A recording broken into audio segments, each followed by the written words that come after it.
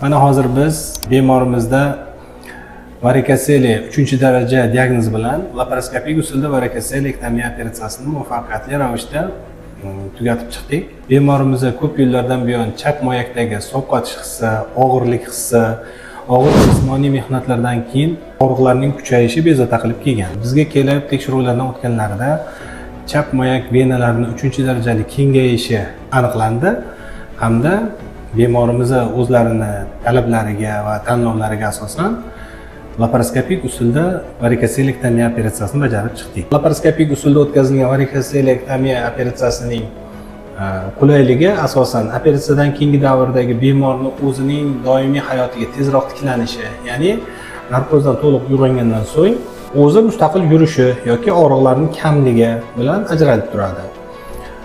Bu operatsiya asosan umumiy narkoz ostida o'tkaziladi va hech qanday og'riqsiz bo'ladi.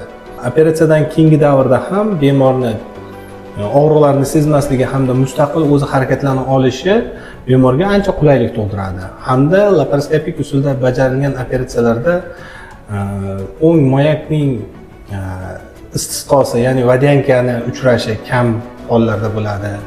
Moyak atrofiyasi ham juda kam uchraydi, chunki o'sha moyak venasini alohida vizual ko'rib, ajratib hamda uni ligatsiya qilinganligi uchun bu asoratlar juda kam hollarda uchraydi.